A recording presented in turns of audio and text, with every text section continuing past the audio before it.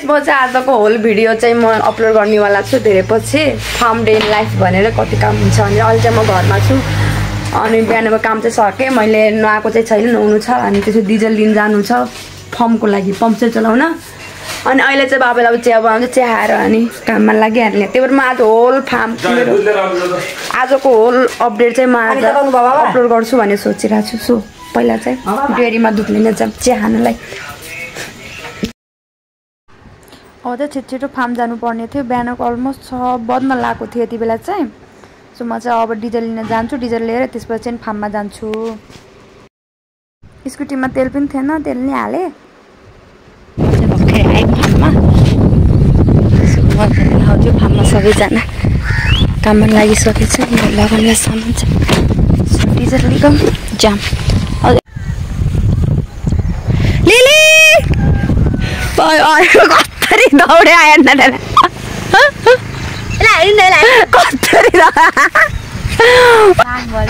तेरो बिहान उठ्दाखेरि तिम्रो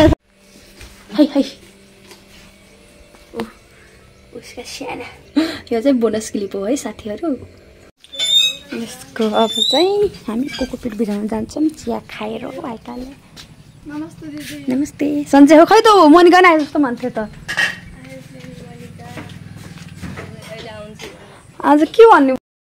कोकोपिट चाहिँ मैले पहिले भिजाएको बाँकी रहेछ अहिले चाहिँ हाम्रो फुलको बिरुवा जमाउने लाइक रस छ नि त अनि त्यसको लागि म अलरेडी पार्दै थिएँ कोकोपिट र भर्मी कम्पोस्ट चाहिँ मिक्स गर्दै थिएँ मैले हामीले गराउनलाई मल पनि फार्ममै अहिले बनाइरहेको छौँ कि फार्ममा कति धेरै मल चाहिरहेको हुन्छ अनि अहिले चाहिँ त्यसको प्रिपरेसन गरिरहेको छु म चाहिँ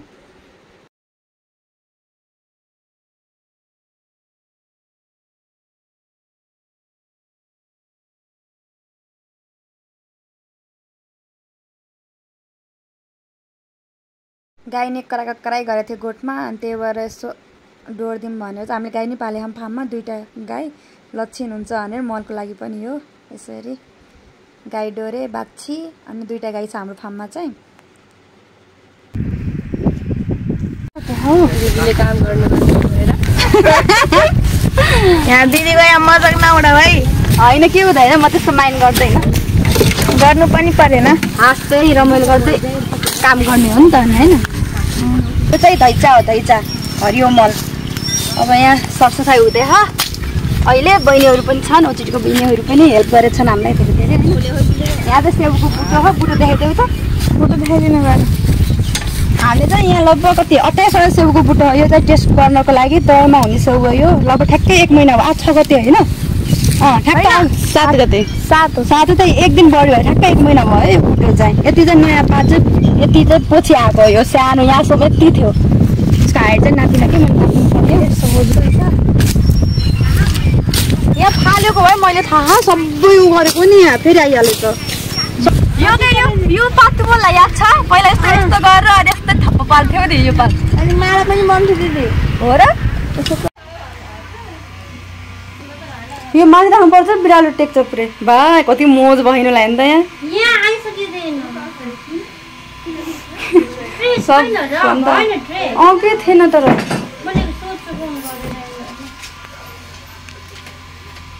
भएको बेला बहिनीहरू राखेर भ्याइदिन्थ्यो सकिन्थ्यो यो काम हाम्रो यस्तो यस्तो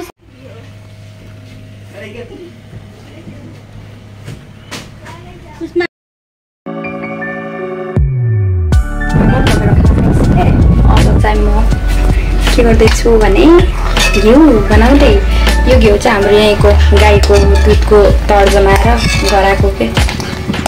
त्यो राम्रो हुन्छ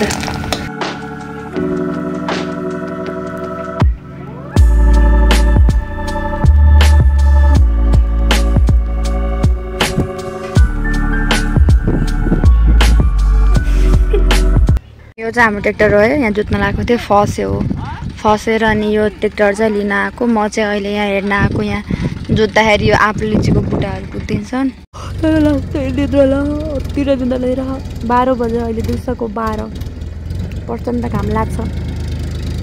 सनस्क्रिमको त धज्जा उडिसक्यो मेरो सनस्क्रिमको लाग गर्न लाग्यो टेबल अनि के मलाई बिउ गर्न पनि आउँछ है साथीहरू अहिले चाहिँ कस्तो भइरहेछ भने फुलको र धानको यो बिउ रोप्ने टाइम एउटै भएर चाहिँ अलि कामको धपडी धेरै भएको छ कि फार्ममा थकै नै लाग्छ तर रमाइलो पनि छ जोस् रमाइलो पनि लाग्छ एकछिन खाली भइदैन अनि जोस् रमाइलो लाग्छ त्यही हो ल यसो बिउ हेरौँ ल यो चाहिँ यहाँ चाहिँ हामी बस्ने घर भन्नाले दिदी र म चाहिँ यहाँ बस्छौँ फार्म हाउस यस्तो खतरा देखाएको छ भने आकाश